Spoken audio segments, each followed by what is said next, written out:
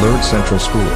Gearing up our education apostolate through moral and spiritual values, and making it life-enhancing especially for the poor and marginalized.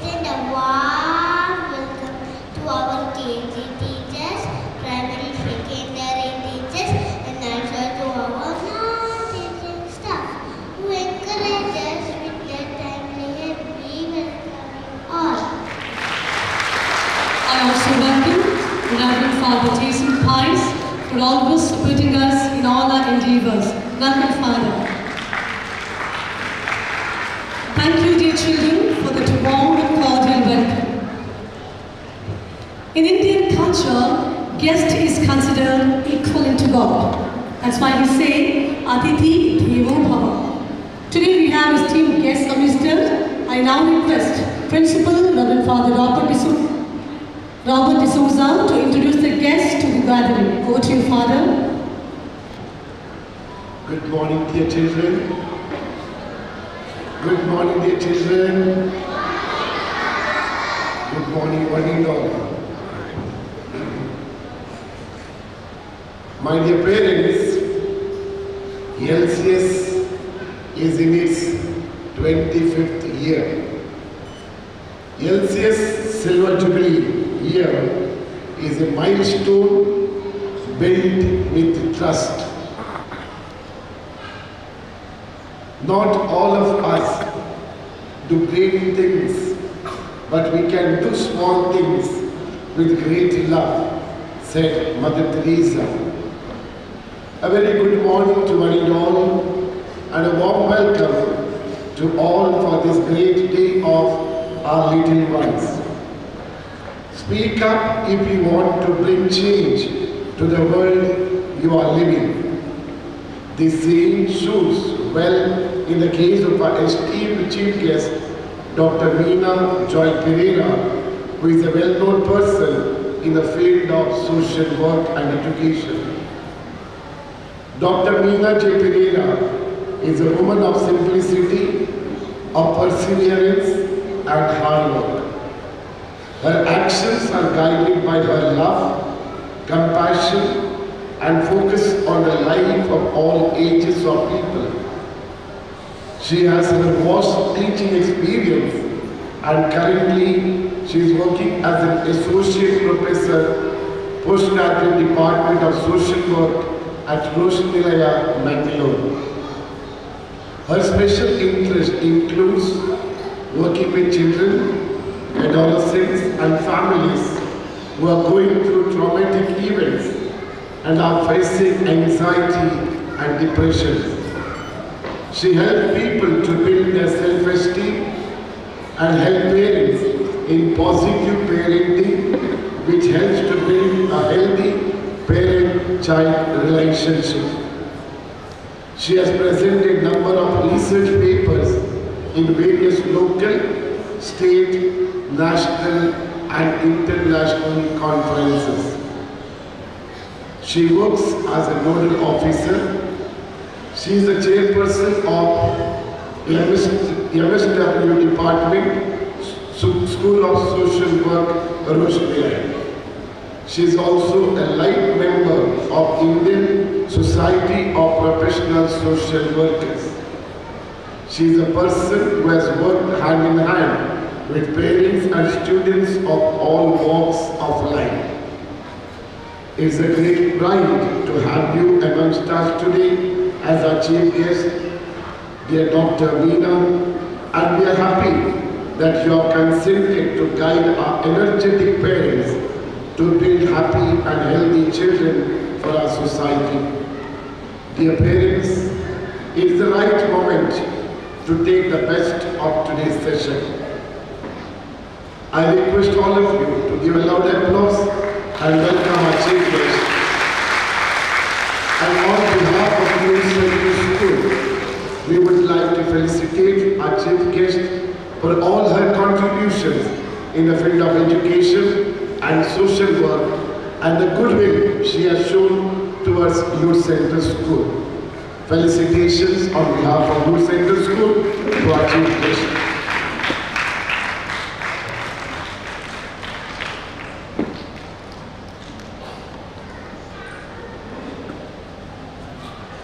Can you have a big round of applause, please?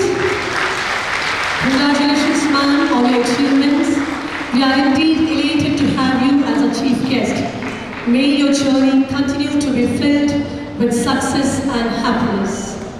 A pleasant morning to all gathered here, respected dignitaries of the days, Reverend Dr. J.V. Saldana, President of the Function and Manager LCS,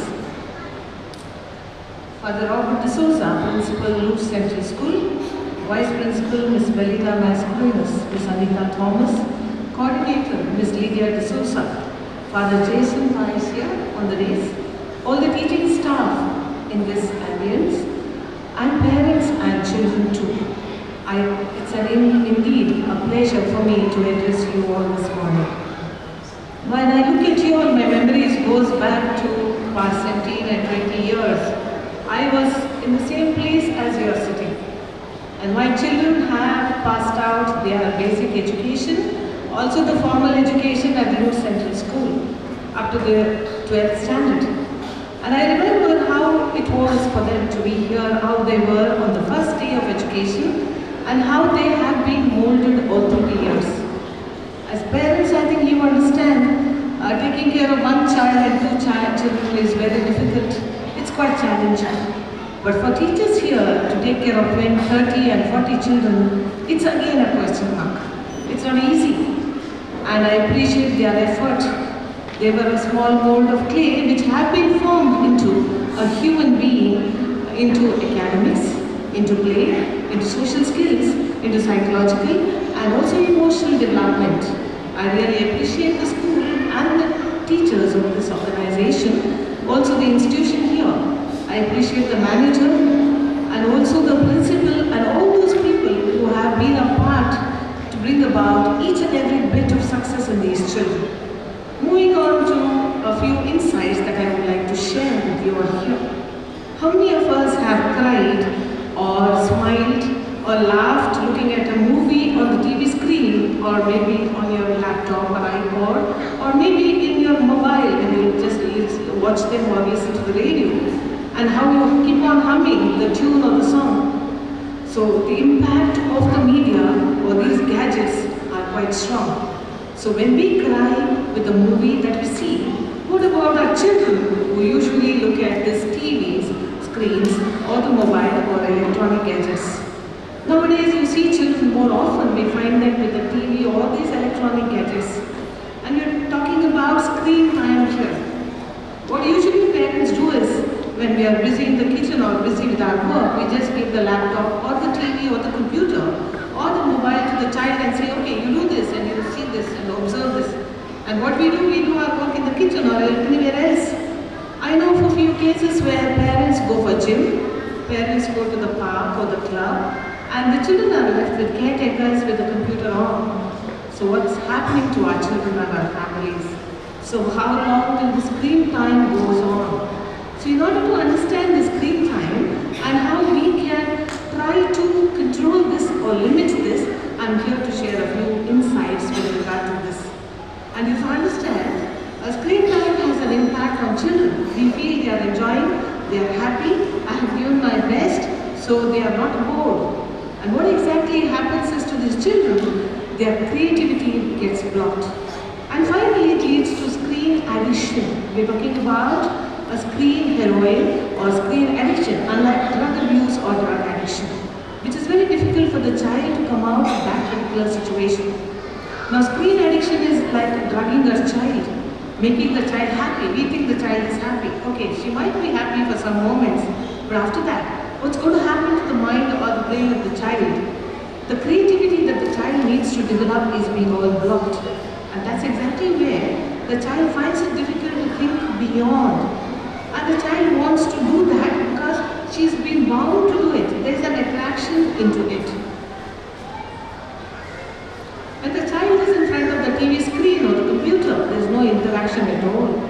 And the mother speaks usually in a very soft tone to the child initially. And when the TV is on or the laptop, the movies goes on or the video game goes on, the impact of the sound is much, much stronger than the mother's tone or the father's tone. And what happens to the child? The child may not answer, neither respond. There's no interaction at all.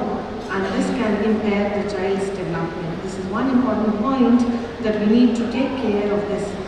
Psychological and physiological development also is impacted. You would have seen your children, how they sit looking at the mobile screen. They either bend their back or they sleep and watch, or the position of the posturing is not good. It's very bad for the child, which hampers or affects their spine and all the entire system of their body. So we need to understand to what extent they are going to sit like that, how it affects their physical health. Some people or children would have complained of even adults or even older children have complained about shoulder pain, neck pain or the back pain. This is all the result of the positioning of our children on how they sit for long hours. Moving on to the psychological development. The moment you see the child on the screen observing something there or watching something, what happens to you is, for a working mother, looking at the child, you get angry, you get irritated, you pull off the computer or the laptop, you remove all the connections, and that's what is happening. And you ask the child to say something or respond to it. But what happens is here, the child remembers only the images that have been seen on the video, or the TV screen, or the laptop, or the mobile phone.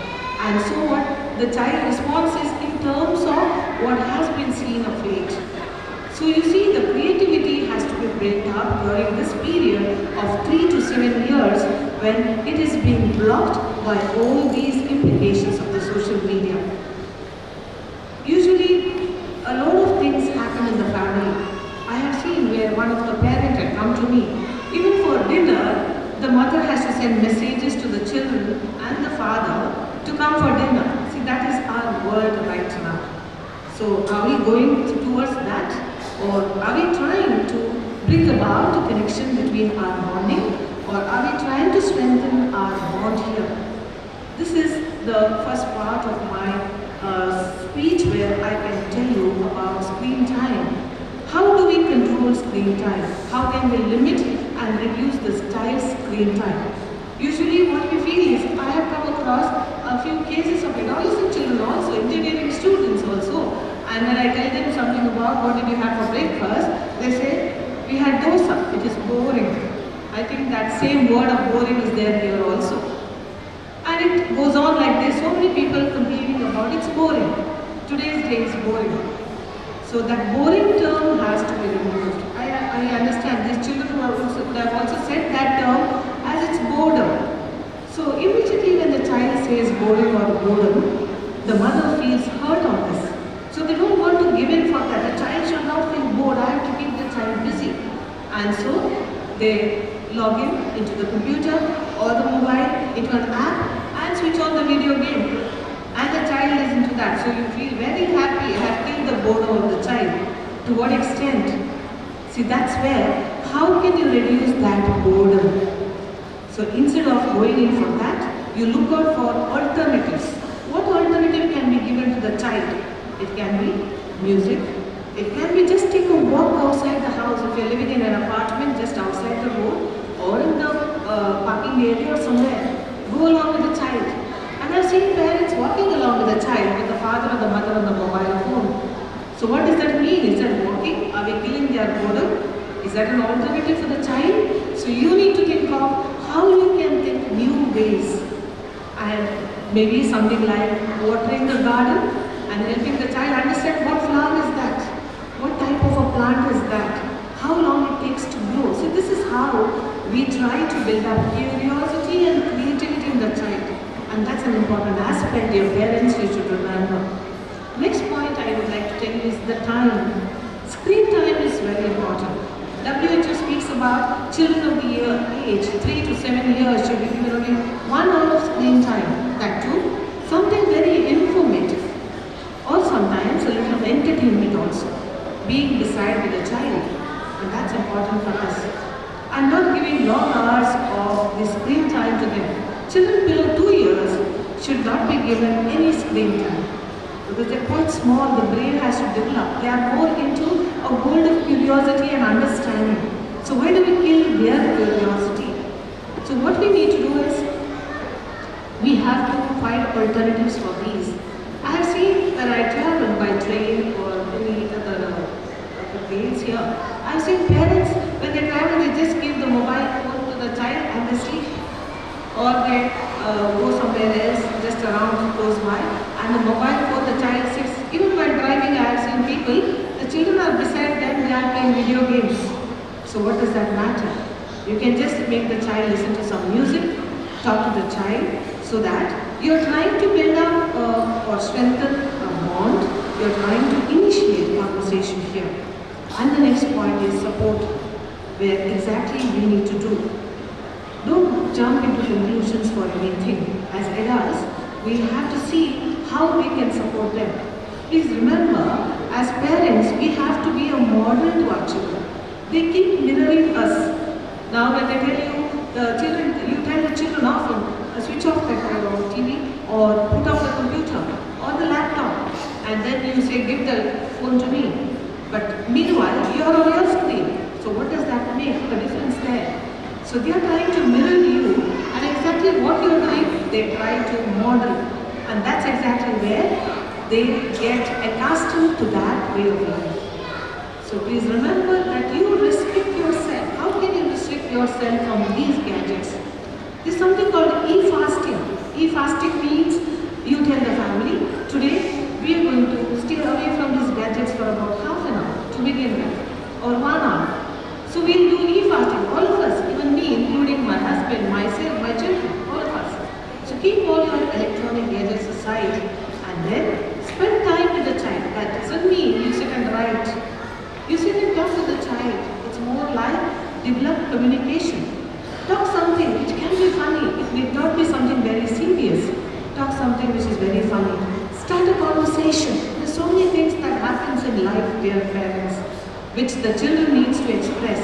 You may find it very silly or not very apt for the situation, but doesn't matter. There's a communication. So remember to do that.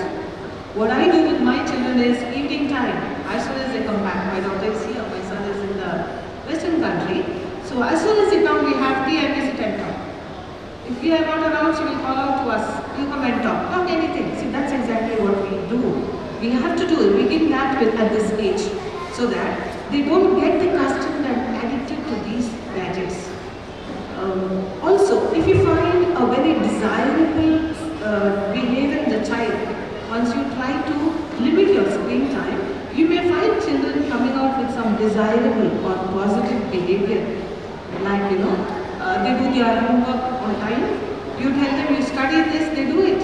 You tell them keep your books in order, they do it. So for that you tell them, I will give you screen time for about half an hour for the work done. So we are trying to help them understand, you earn the screen time rather than I give you the screen time. It's more of a reinforcement. So please remember to do this, it will work effectively. That's what exactly I'm doing with children who come to me as a problem addiction, and I've been helping the parents to do this. So when they do their homework, when they do their work, any such simple task which they do, I tell the parents, give them some time for screen time, and that's how they earn and they demand. They know they're going to get if their behavior is good, and this will work very effectively. This is with regard to screen time. Please keep in mind all these points, work out on that. I'm sure initially it will be difficult for you. As days go by, gradually, you will do it and you can conquer this particular problem in children.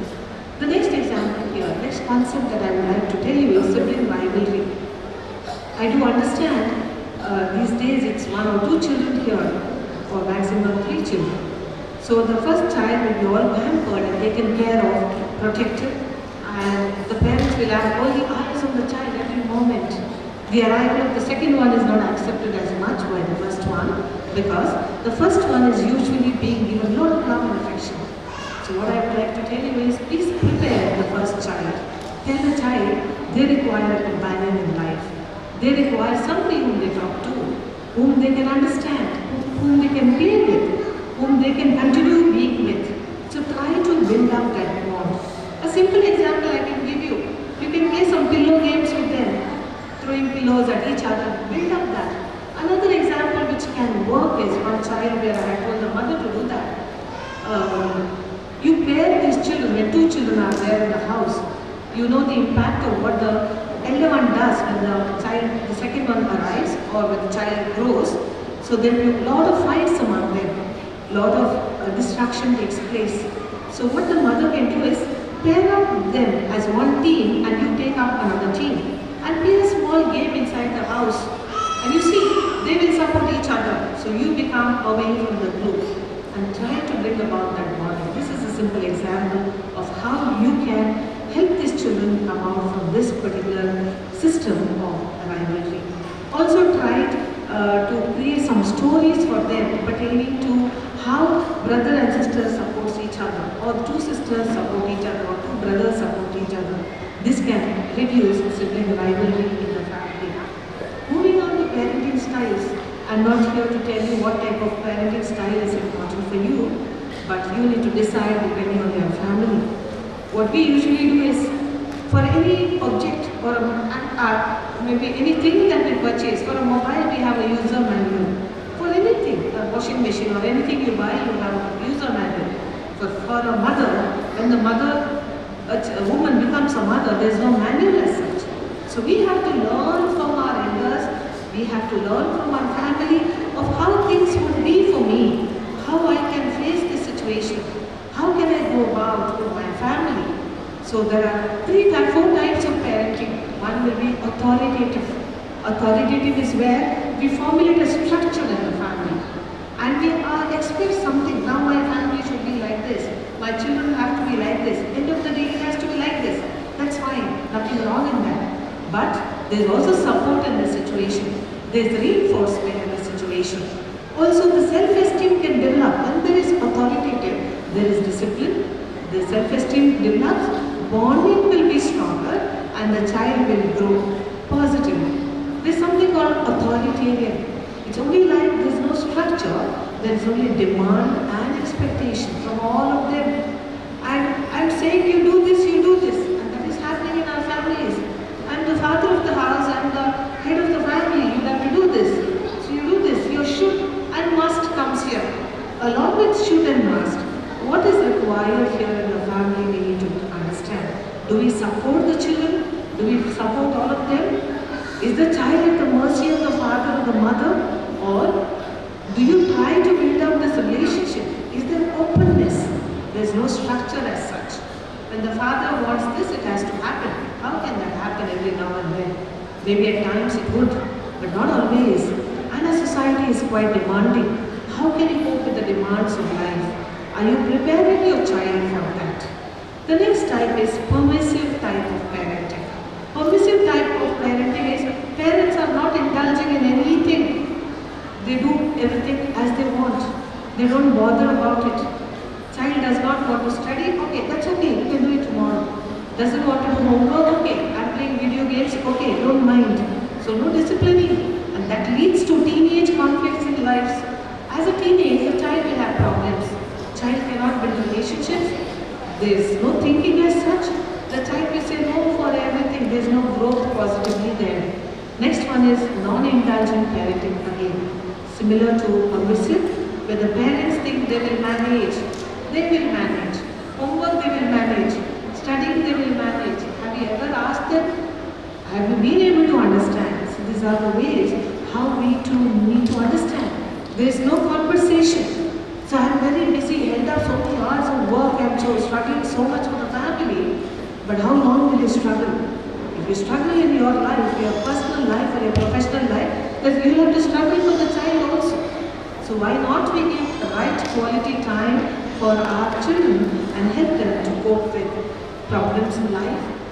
Life with demands what they face and make them more positive. As you understand, parents, kindergarten education or this Montessori education is more practical based. Academics as well as practicals, also fun and play. Don't expect the same thing from these children as they move on to a formal education.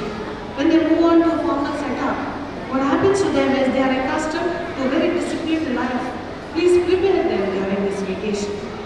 Tell them it's not only fun and play and games, it's also academics. You need to learn values, you learn to grow emotionally, psychologically, you need to discipline yourself, you need to become responsible. So we need to perform that role and responsibility of training our child. This vacation, please talk to them and tell them the system of education in the formal setup. I'm not frightening you, I'm just telling you to prepare. If you do that, I'm sure they can do well and they can progress. Create a new routine for them. Always listen to your child. Excite them about school. When they go to a formal setup, please tell them there's music class, there's dance class, teachers are like this. Talk positive about the school and the people around. Every positive bit you talk about them, that creates mindfulness. Help them to live in the moment. Not think of future, but tell them to live in the moment. Just be happy. Enjoy the people around. suggestions given by teachers, take it positively, or parents also, or somebody in the family, take it positively. It's for the growth of the child. Please try to help them understand to respect each other. That's very important. Be thankful for everything they do. Whatever, good or bad, be thankful. Tell them to do that. And when you visit the school, please try to visit both the parents as much as possible. Sometimes it does happen. Either one of them come. And the person who comes may forget as soon as he reaches home or she reaches home what the teacher has said. So might as well both of them come together, discuss what can be done for the child, the best interest of the child. And that's very, very important. Otherwise, it will be one way and the child will lose out here in his life. So make the best use of it. The last point in my session here, I think I'm taking a lot of time, but the just important part of what I want to tell you is accepting disappointment, handling disappointment. We as parents, even I did once upon a time, I want my children to flourish in life, do it the proper ways like this. No? Anything we can't see beyond that, only that place is for my child and for me. Why don't you help the child to accept failure and disappointment? And that's important in life. Only when you teach the child to accept disappointment, the child can understand what life is. Sometimes it does happen since we don't make them understand. And we tell them, you have to get a prize, you have to be the first person in the class, you have to do well. Of course, you tell them to do that, but understand the capacity of the child. Also, perform your role as a supporter to the child. Help them to overcome their problems. Be empathetic to the child. When you try to be empathy, understand the hurt if the child is hurt, understand the hurt of the child in her perspective or his perspective. If the child tells you, I'm feeling bad because teacher is shouting at me today, so you shouldn't say, okay, the teacher is like that, she does not like you. Naturally we do that, as parents we do that quite often, quite naturally. Instead you can tell, I do understand you are hurt, but why did you feel hurt? What happened to you when you felt hurt? So this is where the communication begins. And then the child will realize what could be the coping mechanism for me to work with this disappointment. Help her to understand. Your parents in your life also, you would have experienced disappointment or failures in your life. Please remember those events and if necessary, quote that example to your child. If you felt you were able to cope with that situation better, please relate that incident to the child. So the child will understand and follow the same.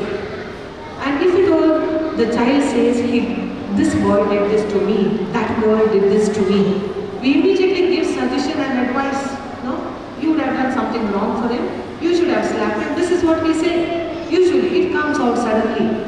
Children are not ready to accept your advice nor suggestion. Please refrain from all this.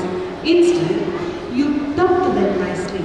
Help them ventilate whatever is happening in them.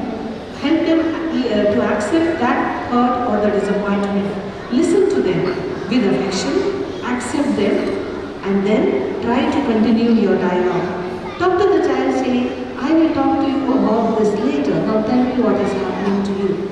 Talk about all this. What change can be brought here? What will be the perspective in the situation? Try to think of that.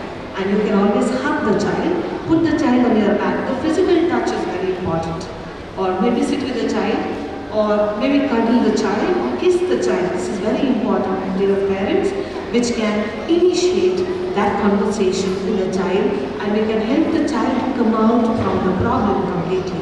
And once the child calms down, try to defocus and discuss things on the issue what the child has been affected with, and walk with the child around. Be a very close, a strong emotional model for the child, and also empower the child to cope with the situation.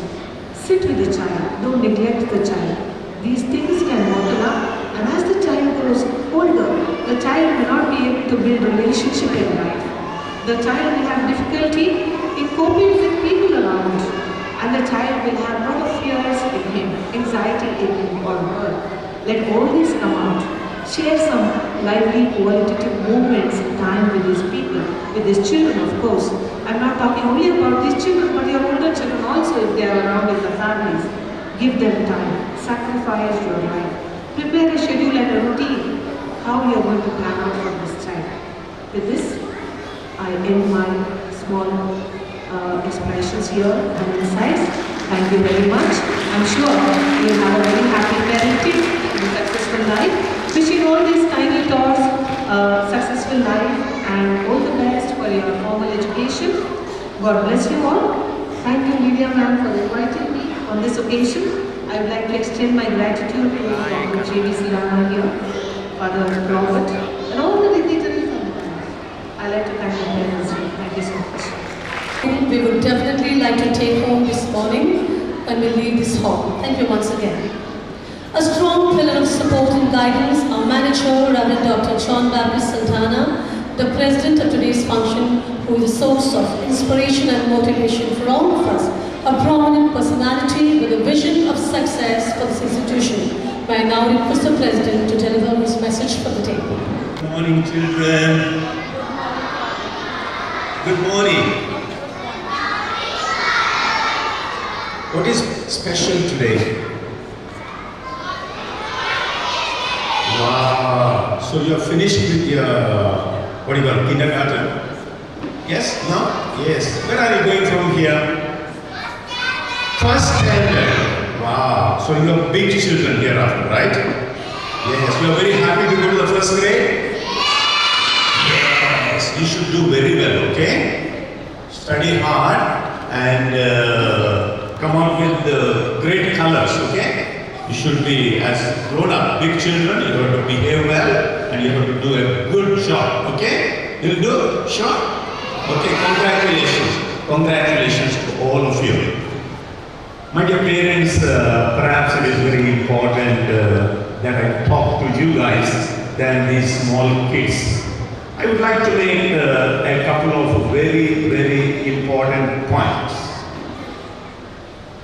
Last year, I happened to go to Kerala. I was in Thrissur for some business and I was staying with a family. It's a Catholic family and that family has some stalwarts. One is a lawyer, mine is an IT professional. Children are excelling in different fields. You know, I reached around 4 o'clock in the evening and then at about 7 o'clock the entire family came in front of the altar. Beautiful, what do you call in Hindu custom, Garbhagudi. So every Catholic family has an altar. All these people made time to be together, to pray and to recite the Bible. This is happening in the evening. Again in the morning, at about 7:45 in the morning, just as they were leaving the house for their professions as specialized technicians, lawyers, so on and so on. It's a joint family. Again, they gathered together in front of the altar. Everybody prayed, sought blessing from the seniors, and then they departed from home. Parents, grandparents, I would like to ask this question. Do you really pray to God in your families together as one family? If you want to raise these children in a very significant manner, a meaningful way, prayer is very, very important. Nowadays it's rather unfortunate. Children study Bible in the Christian families when they go to the Sunday schools. Children study Quran in the madrasas. And there are opportunities for bhajans and prayers. But once the Sunday school is over, once the madrasa education is over, once whatever that is taught by the teachers as per Bhagavad Gita is over, these holy books are never open in our families. Never open our families. So we are getting disconnected from the mighty one, Allah, the creator God. And when you disconnect, automatically the values that are given to us in the Bible, in Bhagavad Gita, in Quran, when they are forgotten, life is really becoming miserable. You know, we tend to think that we can buy everything because we have money. Believe me, there are many more values beyond money. One of the difficult things that I find in the young generation today, as I go through the students in my own school here, Lourdes Center School, there is no formation of the conscience. Children are not taught to distinguish between good and evil, good and bad. Anything that you do is fine. Anything that you do, chalta hai. I think somewhere we have to put a stop. Somewhere we have to put a stop. And we have to teach these children to make the right choice. Right is right, wrong is wrong, good is good, evil is bad. Unless we parents imbibe that spirit, and unless we have that commitment, without an example, these children are not going to learn good and bad or the choices. So whether you have imbibed the spirit of the Bible, whether you have imbibed the spirit of Quran, whether you imbibe the spirit of Bhagavad Gita, is the crucial question in raising up these children. Unless and until you practice the holy things, the values, the holy system, or the systematic values that are taught in these great books, these children are not going to imbibe that. Dr. Meena was insisting that we should spend a quality time together. I think it's very important that at least once a week that we go out as family to the seashore, I don't know, to the coffee day or some park where we are with the children, where we can listen to them and spend some quality time. If you have time for everything else, and then you don't have time for children, there's something going to be miserable. There was a contractor in our city, and he used to get up at 5 o'clock and go for his work, gathering the people, and he would come back at around 11 o'clock at night. After a while, his wife and children left him. He remained alone. All that they said, you do not have time for us. And the gentleman said, I have been smoking from 5 o'clock in the morning till 11 o'clock at night for the family. But they said, yes, you have been smoking, but you had no time for us. You had no time for us. And they really left. Parents are very much interested about your mobile phones. Practically every one of you were clicking photographs when the children were standing there for the group photo and for the prayer song and so on and so forth. I believe you have plenty of photographs from the moment of birth, even today, until this day, in your mobile phones or in your albums, plenty of photos. But this is the question that I want to ask. Are you going to continue with the same vigor? Believe me, as these children grow up, your photographs are going to be done. But if you have children, elder brothers and sisters, look at your album, I'm pretty sure you do not have many photographs from the, I think let's say, 3rd grade, 4th grade onwards. And probably when there is an Upanayana or Madhve Munji Iruvaga, probably you'll have some photographs or for the wedding. What happens in between? What happens in between? How come that you have plenty of photographs up to 1st grade or 2nd grade or the 3rd grade, and all of a sudden, your albums are empty and the next photograph is for a very special, unique occasion, just a smiling, perhaps an artificial smile, or for the wedding. You got disconnected with your children for different reasons. Perhaps because of the clashes that you have in the family between the husband and wife, or some other reasons. I strongly believe that this accompaniment has to continue, and for some reason between the husband and wife, godparents, grandparents, if this connection is disconnected, I request all of you, I plead all of you, go to a counselor. Go to a counselor. Parents, please go to a counselor and rectify the problems that you have. Rectify the challenges that you have. Seek the counselor so that you are able to accompany. My wish, my desire is that these children should not become alcoholics. These children should not become drug addicts. But look at our society. Look at our society.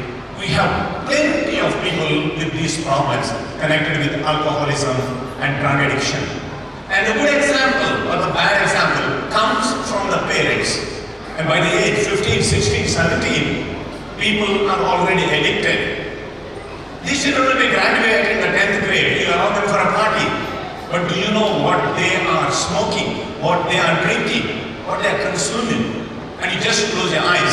So where do you make a choice between the right and the wrong? So understand the responsibility that you are shouldering. If that you are gathered here in a rightful manner here, I think this accompaniment has to continue if you want to create a responsible society, a responsible family, a responsible nation. So I plead you, I request you, kindly continue to accompany these children, and if there are challenges, rectify them, sort out the problems, and make time for children, and that is going to be the greatest contribution that you can have for the family, for the society, and for the nation. I wish you all the best, and may God bless you all, and hearty congratulations to all of you. A lot of fun and made many friends. Yes, dear parents, putting all their emotions. Here are the student representatives of each section to share their feelings about their kindergarten journey. So I call upon the head day of KG to A section to share her experience with us. Today is a very precious day for every graduating student. It is a day to say thank you to all who have worked to make us what we are today. A very good morning to respected principal, my teachers, all the dignitaries on the days, parents, and my dear friends. I am Adya Hegde, a proud student of Lourdes Central School Kindergarten Section 2A. Today, I am standing before you to share some of my experiences from past 2 years in this school. As we all are well aware, COVID-19 had turned our lives upside down, and we children were housebound with very less interactions. Majority of us spent our nursery year at home watching online classes and learning the alphabet. When we moved from nursery to kindergarten,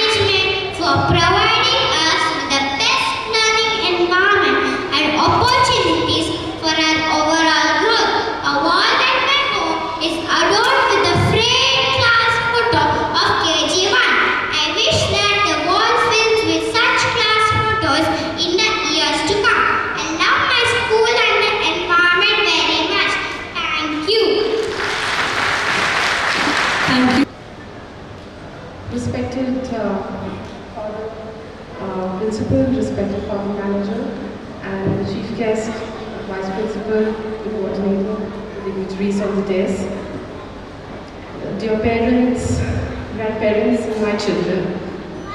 I am Manita, I am a chartered accountant, and I work at a US-based MNC. My daughter Megan is a KG2 student here at Lourdes Central School. And like most of the children here, this year has been her first full-term formal face-to-face learning. And as her parents, her father and I can say that we couldn't have been more proud and more happy of having enrolled her in the KG program at Lourdes. There are a lot of factors that we've loved about the school, and I would just like to mention a few. One, ensuring inclusion and diversity. I've seen that the school recognizes that each child is unique and all children are welcome, and they're all given their pace to learn at, they're allowed to learn at their own pace without discrimination. Two, care and compassion.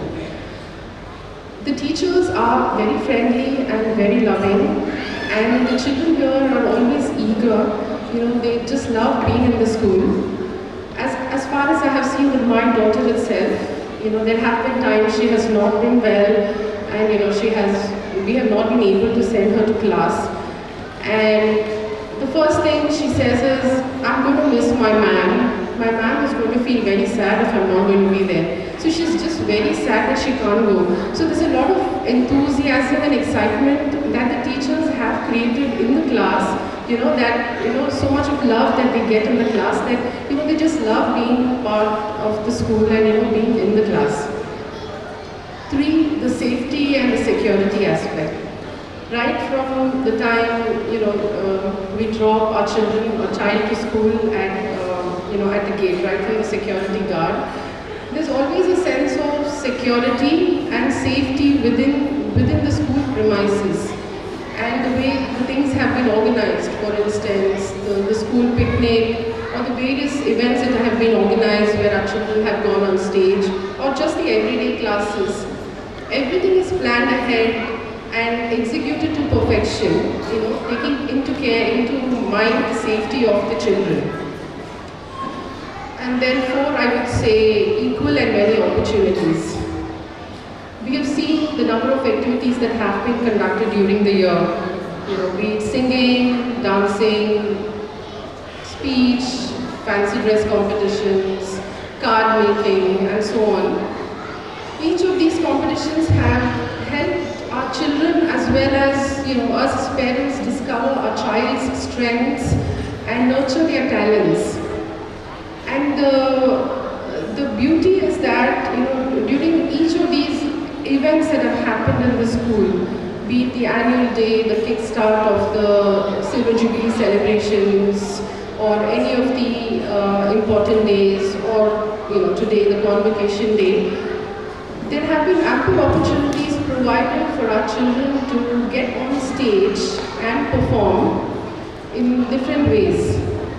So this definitely has built the confidence in the children. This is not, I think, something that every school is able to provide so well. But I think Lourdes does this so perfectly well, and it is not easy, like we know, managing so many children and getting the best out of them on stage. So this has definitely built their confidence, and I think as parents, it has made us so proud to watch our children out there. The next thing I would say is the teaching. So the teaching has been formal as well as informal. So we have seen, the formal classroom-led situation where the teacher has taught the students very well, and there has been a little bit of informal where the parents have been involved in some of the activities. So this has definitely helped the bonding between the parent and the children. And as far as the teaching goes, I have seen in my child that she has developed a love for reading in the last 1 year.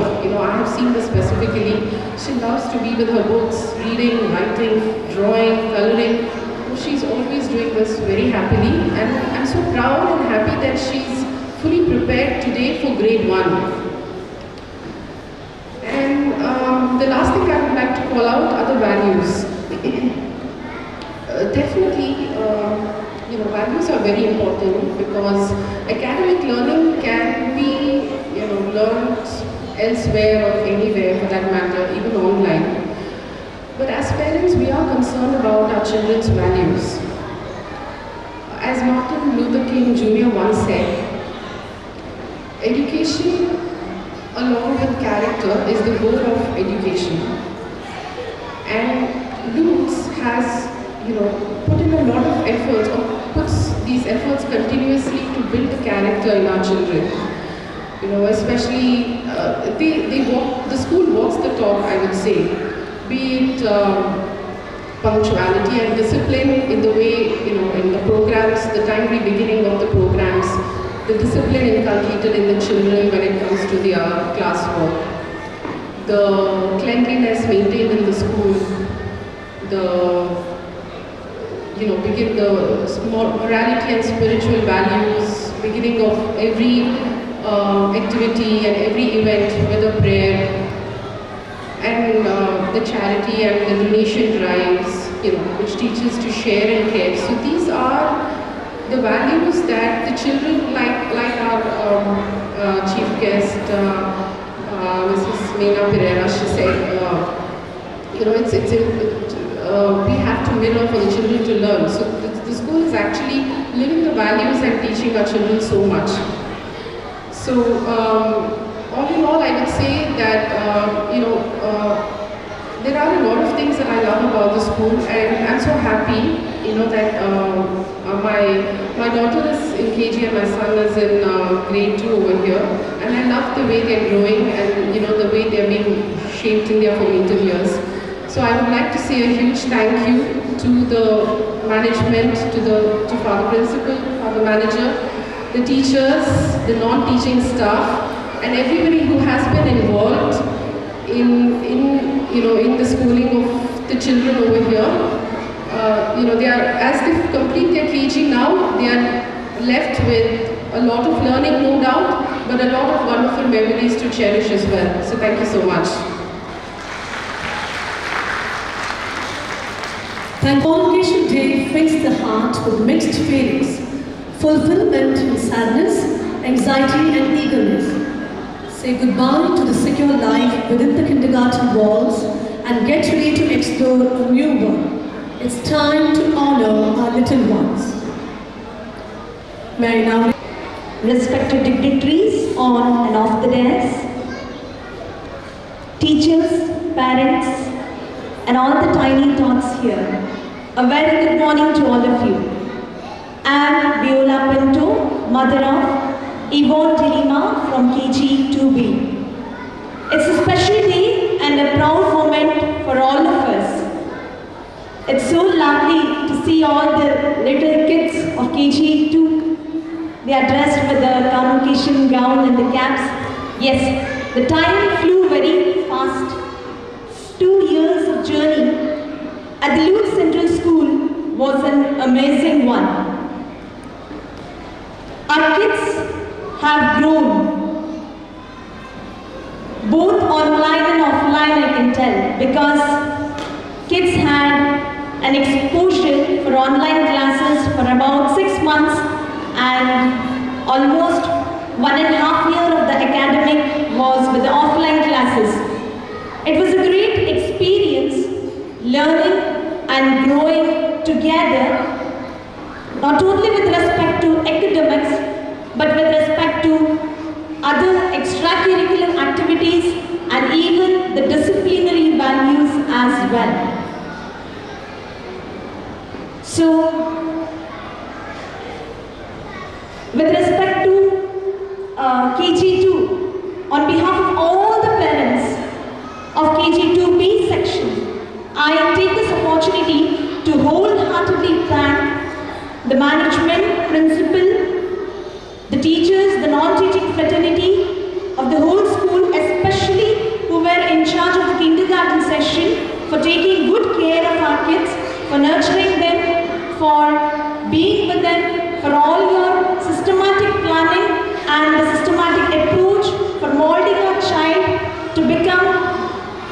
the good citizens as well as for making them grow on all ways. I mean to say the overall development of the child. Thank you, thanks a lot for everything, for all the people who are in charge for the kindergarten session especially. A very heartfelt thanks to all. And for the kids, you are looking so lovely. So congratulations to all of you on this Convocation Day. And I wish you all the very best for your first grade. Be a shining star. Thank you all. Thank you, ma'am, for your help. Meanwhile, I request Ma'am Gauri Bhaliga to be ready. It is not in the stars, or our destiny, but in ourselves. It is William Shakespeare.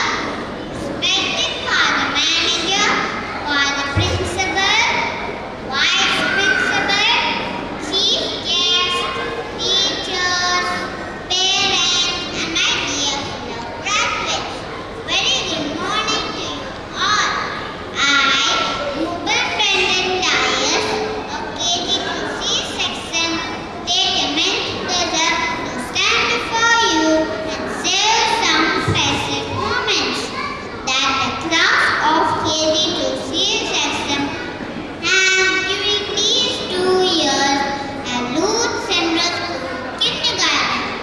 Every day at school was truly a joyful day, since we got opportunity to learn something new and exciting. In academics, we learn phonics. We learn to read and write English, Kannada and Hindi alphabets. We learn about our surroundings, our environment and safety rules. We learn to sing songs, dance on tunes and recite many rhymes. Our teachers always encouraged us to take part in competitions, which made us feel special.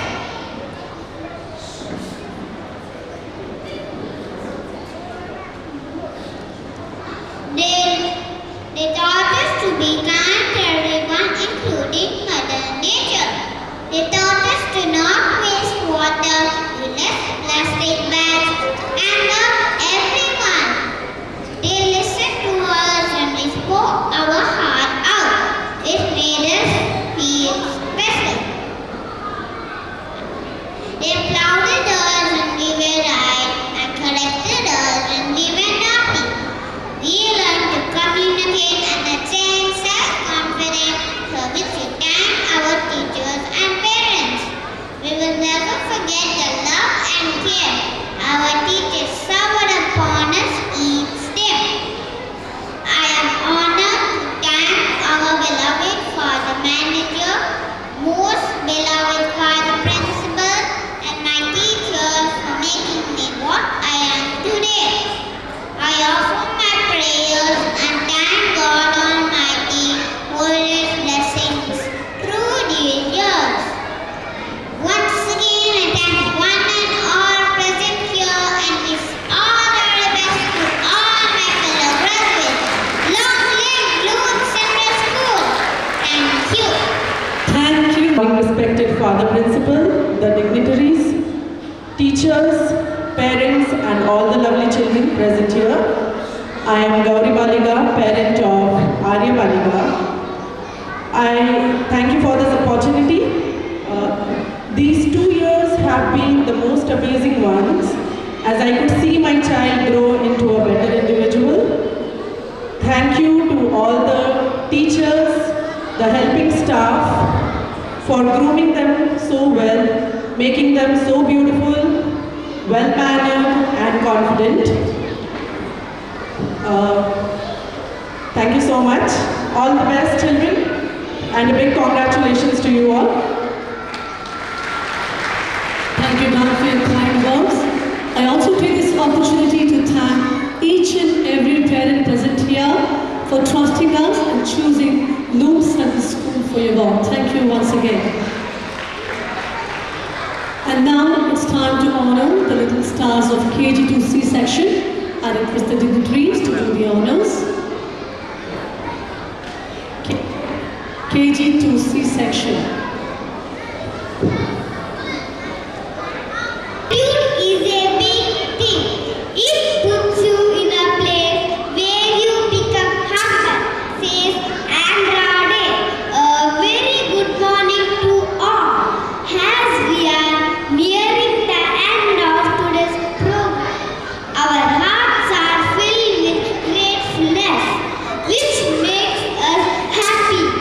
Here I am now, along with my friends, stand before you all to express our gratefulness.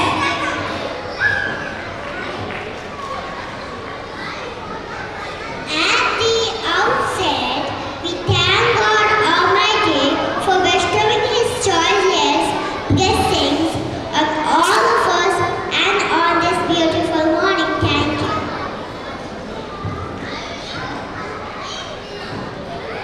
We are grateful to our chief guest, Dr. Meena J. Pereira, for gracing this occasion. You have truly enhanced the spirit of today's function with your presence.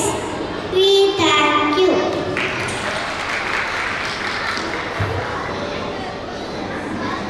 Our sincere thanks to our dear Angela, Reverend Dr. John Baptist Sadana for gracing this function. Is a presence which makes us joyful. Thank you, Father Angela.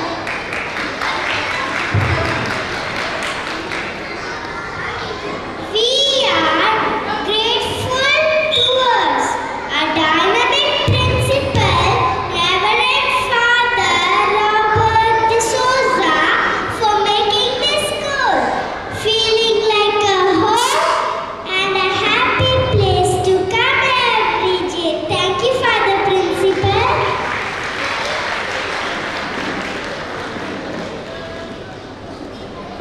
We thank our vice principals, Miss Belita Mascarens and Miss Anita Thomas for supporting us in everything we do. Thank you, ma'am.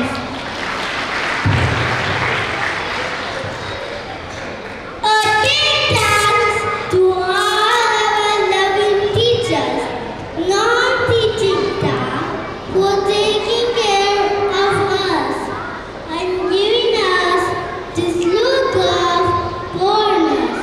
We owe you all what we are today. Thank you, ma'am, and all our non-teaching office staff and attenders. We are always grateful to aunties who have taken utmost care with love whenever we needed them. Thank you all whom we call aunties. We are indebted to all our primary teachers for being a part of all our programs. Thank you all, ma'ams. A resounding thanks to all parents, grandparents, uncles and aunts, to all your support and cooperation throughout all our programs. Your presence has always boosted our morale. Thank you, dear parents, for giving us such a wonderful school. Thank you, dear parents. I love you all.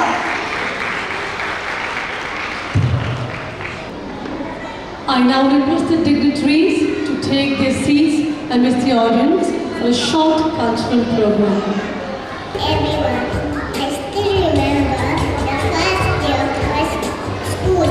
I was scared and felt insecure as I was going to a new environment, leaving my mother's hand.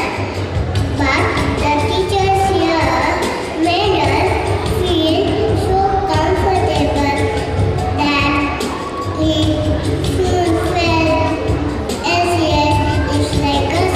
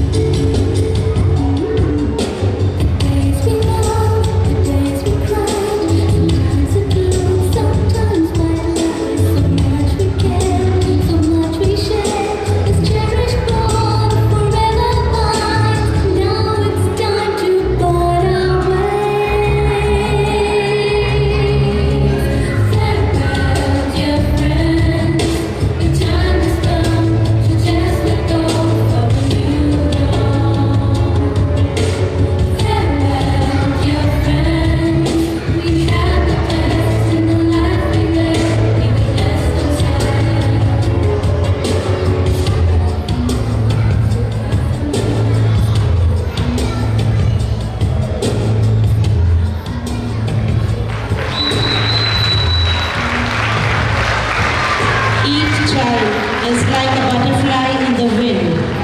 Some are special, some are different, some are beautiful. Why compare them with each other? So let us all respect them and allow them to fly the way they are.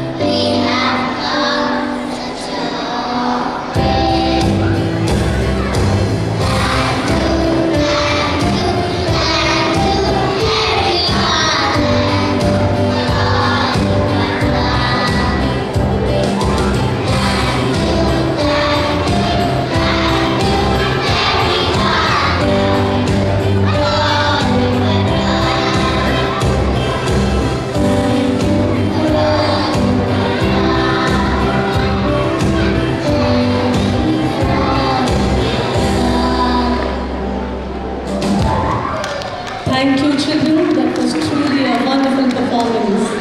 Dear children, may your lights burn bright. May knowledge be your guiding light. Happy Convocation, dear children. Keep smiling, keep shining. That sky be the limit for you. This is just